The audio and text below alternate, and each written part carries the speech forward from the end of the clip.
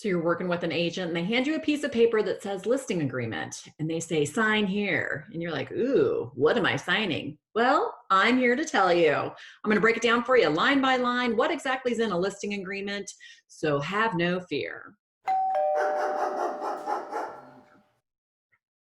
Hi, everybody. My name is Stacy Hesser, and I'm a real estate agent here in the state of Oklahoma, serving the southern portion of the state along the I-35 corridor, but I also branch out east-west too. So anyways, you're ready to sell your house.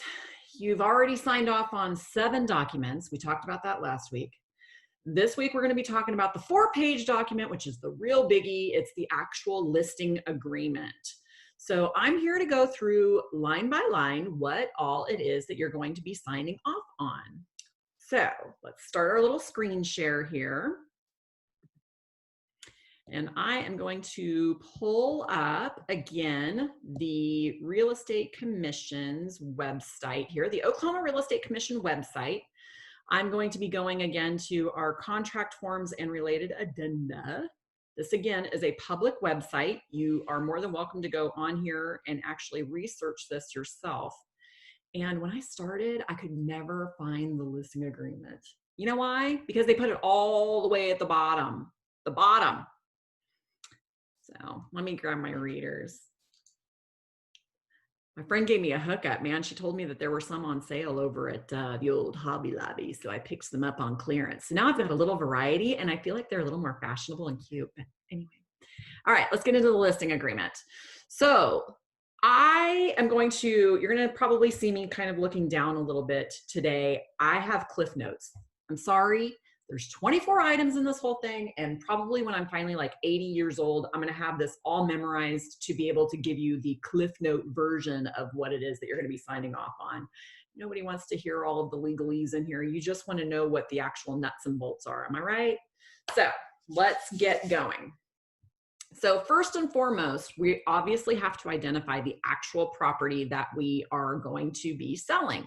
So we always list first a property address, which would just be a street address. And then we also list the actual legal description for the property. Sometimes this can get quite lengthy. And if it does, then we would actually provide probably a supplement document because, man, believe it or not, there's actually addresses out there that are way longer than 2 lines.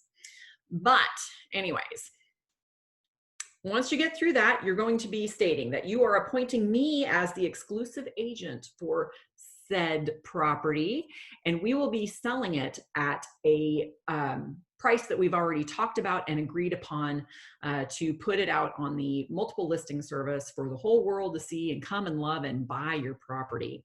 So this is where we talk about the actual statement of by appointing me, I will be your exclusive agent for the property. The agreement would begin on today's date and it would expire at whatever time frame that you designate.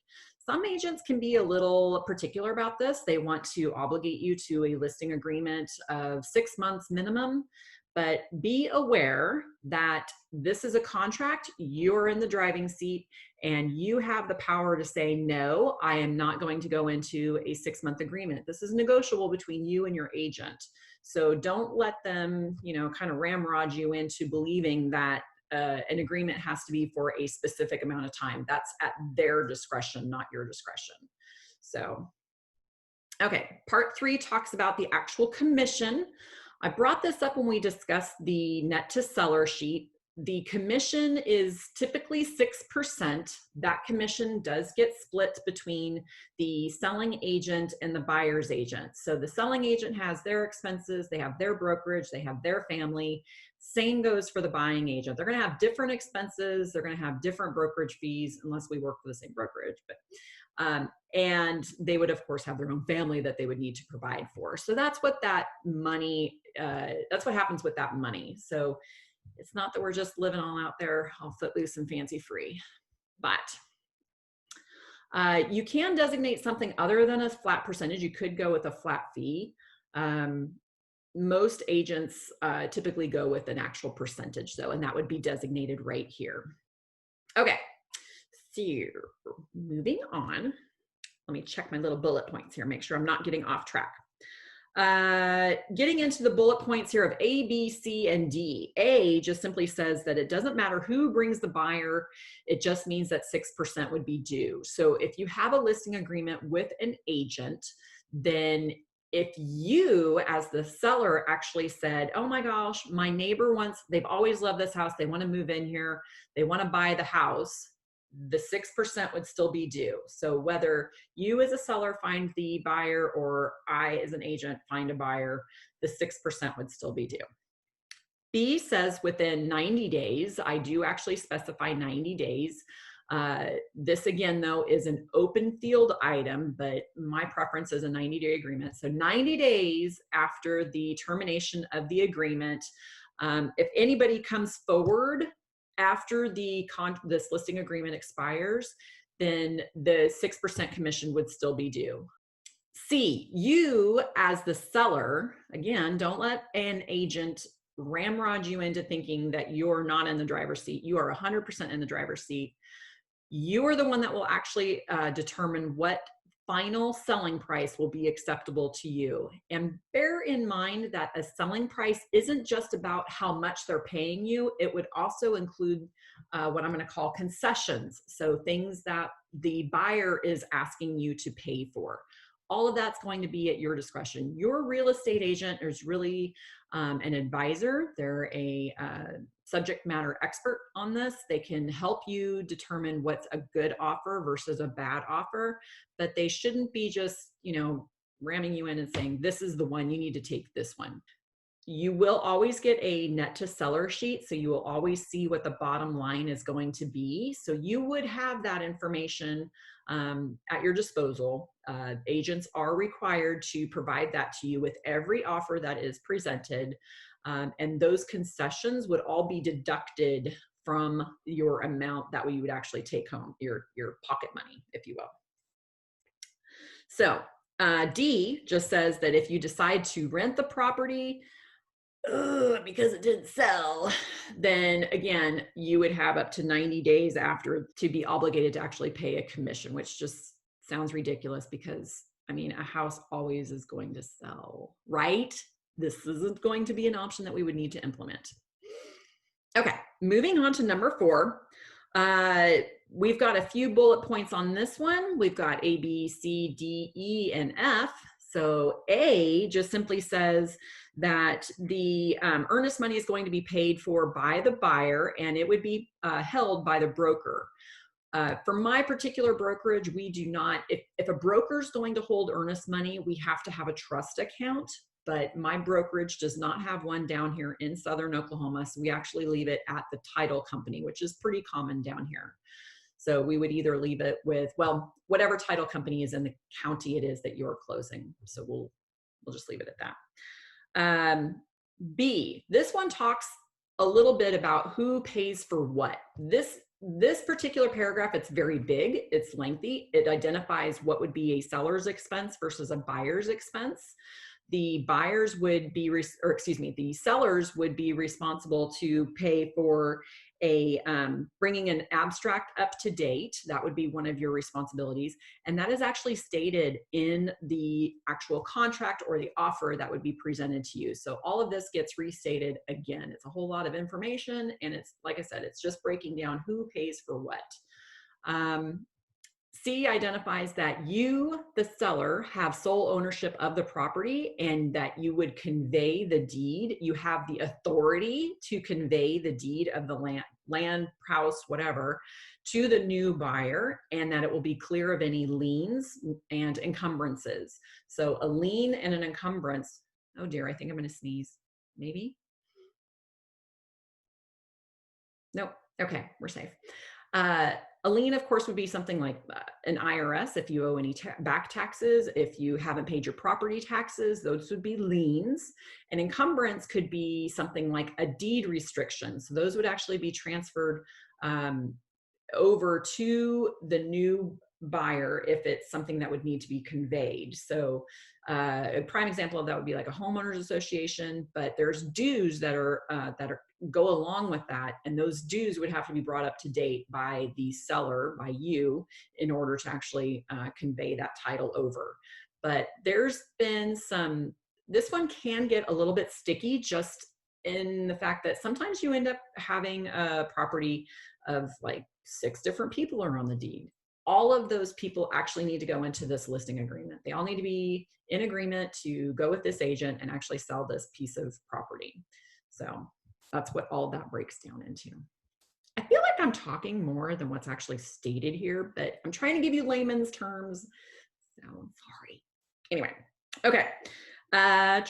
Going on to D, flipping my page. The last one just gets into that you would be responsible to pay up all of the taxes. There would be nothing, any expenses that would have been incurred on the property would be paid for up to the time that you actually transfer the deed over. So if you had it from January to September, you would be responsible to pay for anything from January to September, and then the new buyer would take over from there. So you would be responsible to pay for any of the outstanding debt that would be against the property up to that point.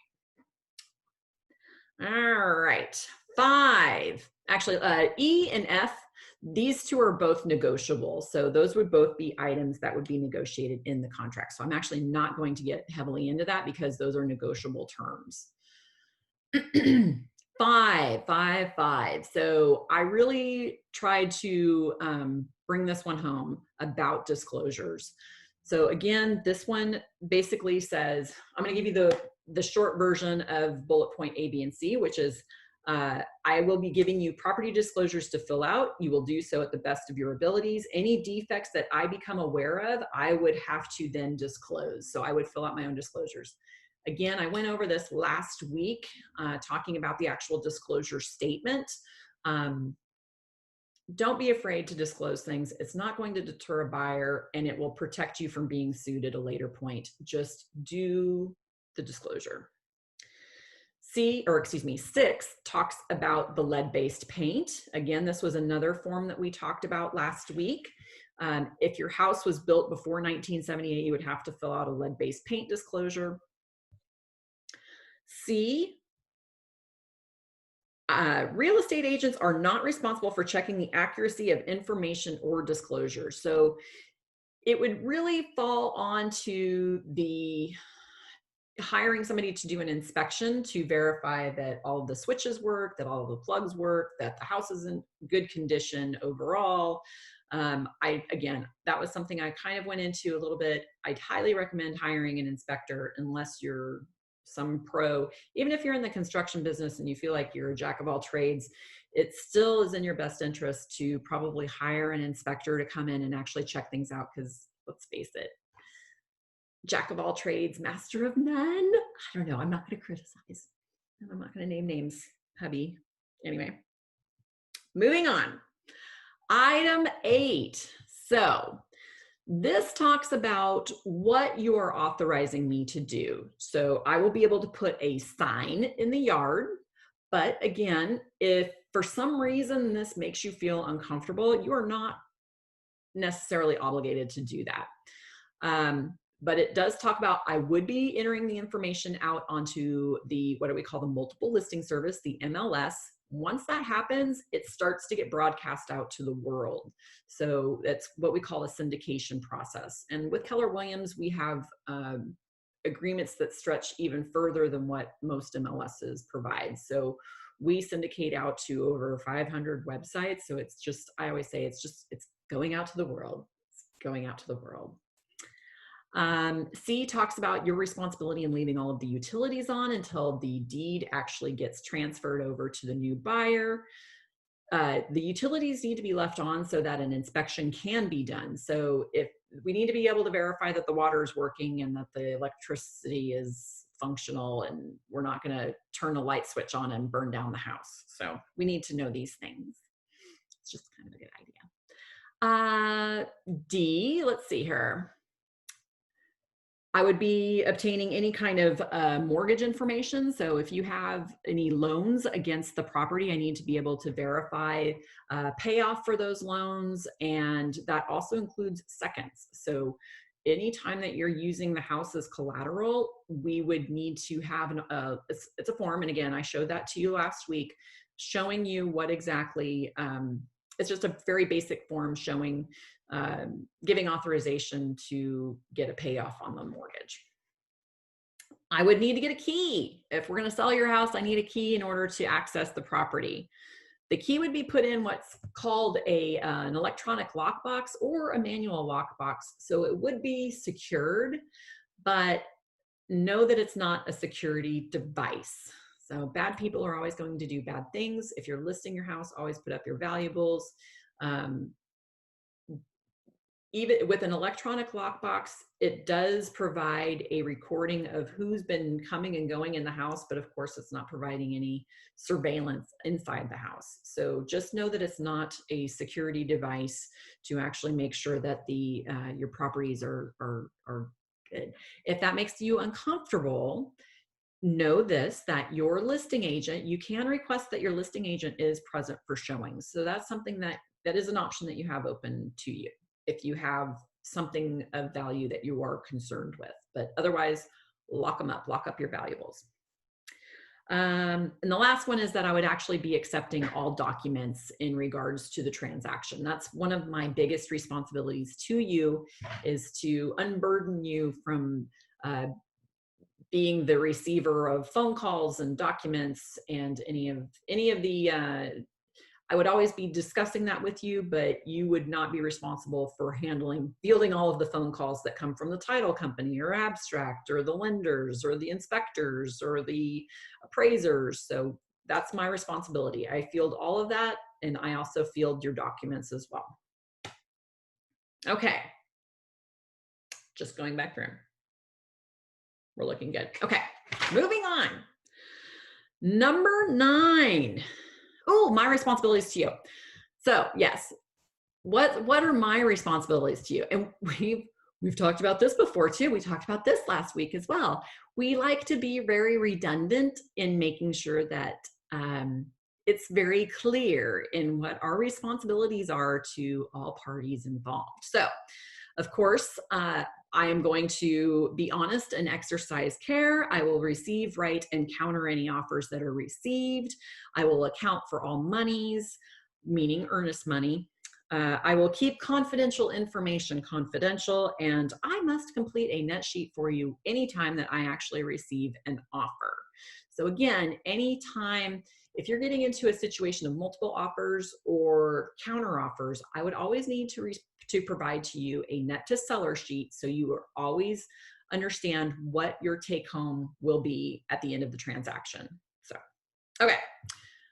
Woo, that was all that. Can you believe that was all this? Sorry. See how quick I made that one on here? Okay, so number 10. Oh my God, this is one of my favorites. You're not responsible for the things that I say. I'll just leave that here. Okay, number 11. I'll do my very best to sell your property. I do have what I feel is a very robust marketing plan, and I will be implementing all of that in listing and selling your house. Number 12, if a contract busts mean that we are not going to go to the close table. We're not going to have a celebration of turning over keys from you to your new buyer.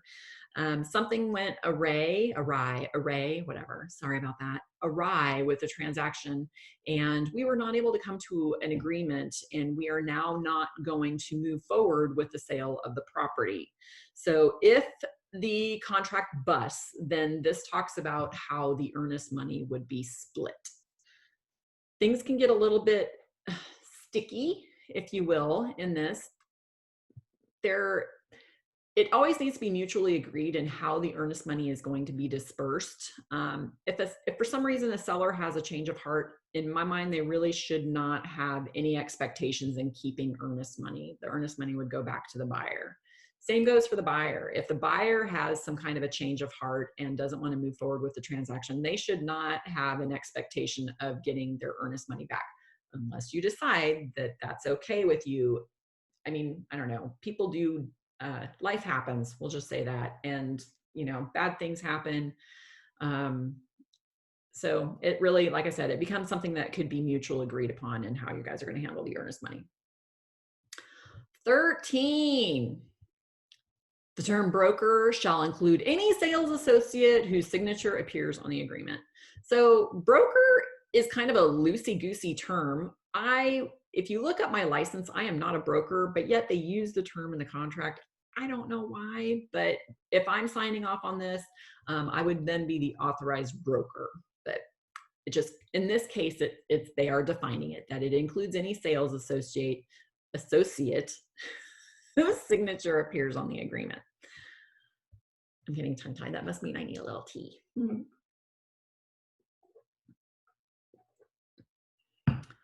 14 talks about how I cannot discriminate.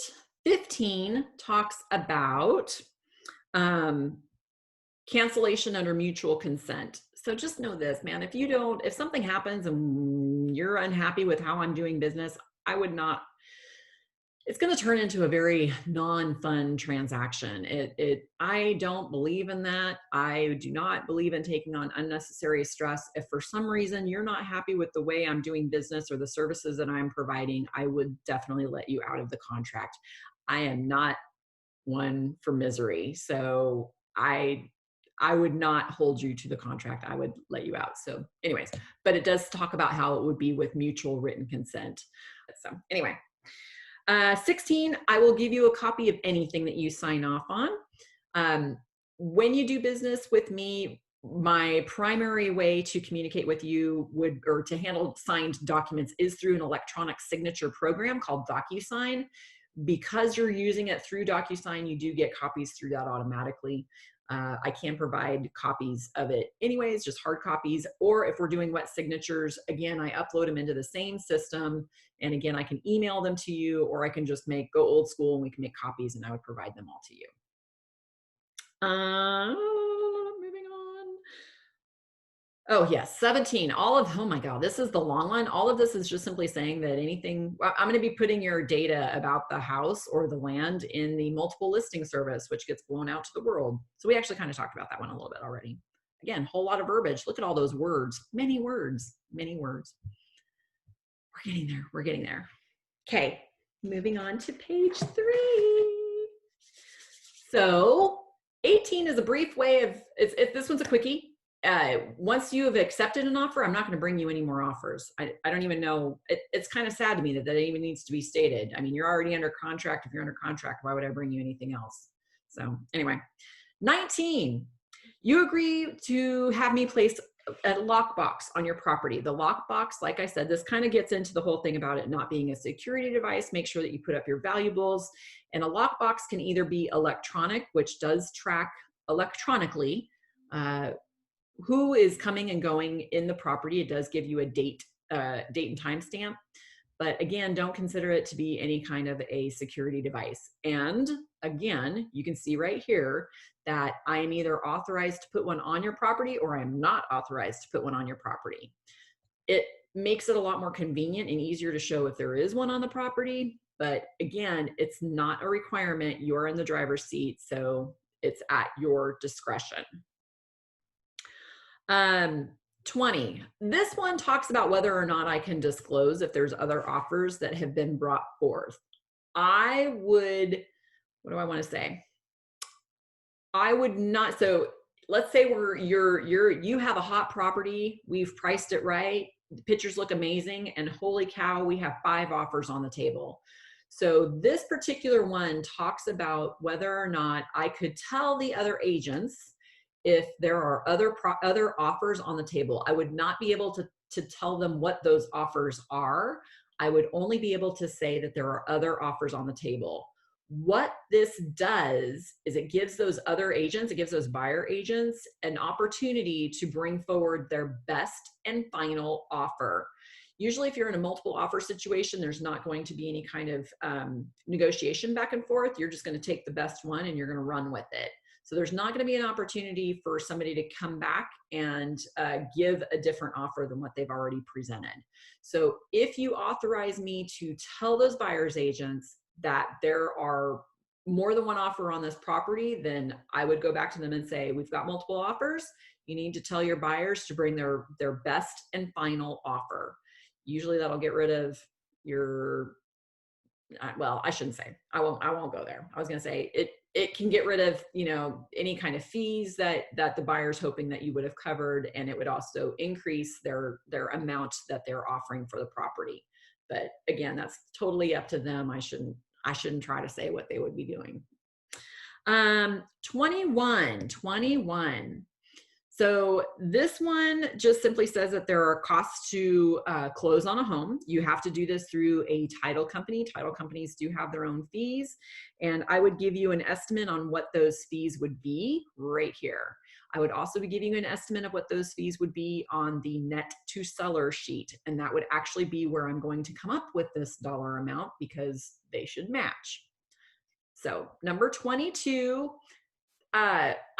this is a funny one to me, only that they call this a residential service agreement, but really it's a home warranty. I've never heard any home warranty company call it a residential service agreement. So I don't know if that's an Okie thing or what that is, but you have the option to purchase a home warranty as a seller. It can definitely be a perk. And when I'm representing a buyer, I always put it in any of my contracts. I always hope to get a home warranty for any of my buyers, just because it gives them, they've already gone through enough, man. They've scrapped together every bit of cash that they can. And the last thing that they need is to have something in the house go wrong days after moving in. And it has happened. So anyway, just bad luck sometimes, bad luck. 23, we're almost done. 23 just simply says, are you aware if the property is actually in a flood zone? Yes or no? And I actually have a map of that too. You should have some kind of a notice on whether or not your house is in a flood zone, but there is a map of the entire, well, all of the United States of America that identifies all of the flood zones too. So 24, other conditions.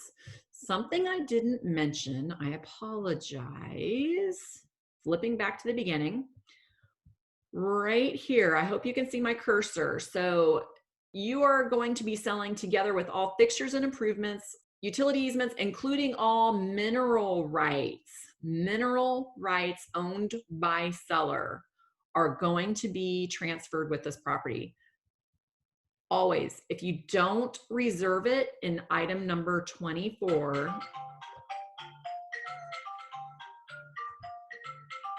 well, we'll just listen to my little chime here for a minute. There we go. Okay. If you don't specify that you're reserving the mineral rights, they are automatically going to be transferred.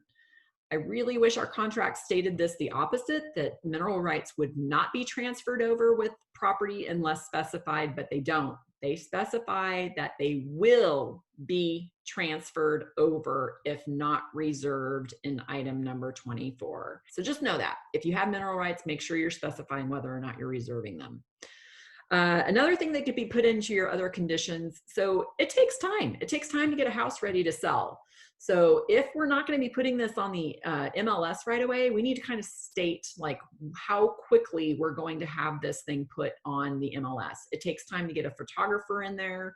It takes time to, maybe I give you a little bit of a cleanup list of things that we want to have done, but we want to get you into this listing agreement to take our advice, take our suggestions, and move forward with them so that we can get you the best dollars out there for the sale of your house. So again, we would just state, usually to be safe, I'll put 2 weeks, but usually I can get a house listed on MLS and listed out to the world within a week. But again, sometimes life happens. What else would I put in there? Let's see. Another example would be if you're trying to sell the house on your own, we call that a FSBO, which is for sale by owner. But if you're needing to reserve any buyers, if somebody has shown a lot of interest in the house, then I do allow my for sale by owners. If I'm taking over as a professional the sale of your house, then I do allow my for sale by owners to reserve their buyers. So if they've had somebody come and look at the house before I'm entering into the picture, so you would be able to reserve your buyers that have stepped forth and had interest in your house. I would expect names though of those individuals. But that is pretty much that. So that wasn't so bad. Like I said, a lot of what goes into this contract is pretty much just a restatement of what we've already talked about last week. But again, I would send this to you electronically. This is an agreement between myself and you as the seller, and we would both sign off on this, we would date this, and we would both go on our merry way to do our very best to get your house sold. So gosh, I feel like I should have more to talk about on this, but I don't. So man, I don't know. I guess that's that. So let's stop my screen share. And I guess next week we'll be talking about buyer contracts. I can't wait. Thanks for bearing with me. I love that you're here. I love that you're learning. I love that I can help educate you and really get you on track with what all is involved in buying or selling a house. And like I said, next week we're going to be going through the buyer's contracts. I'm not sure if I'm going to be splitting it into two. I probably will. The actual contract that a buyer signs off on is 6 pages long. They don't have as much other paperwork, but since that contract's 6 pages, I'll probably do it in another 2-part series again. Please feel free, if you have any questions, to comment in the section below, and like and subscribe to my channel.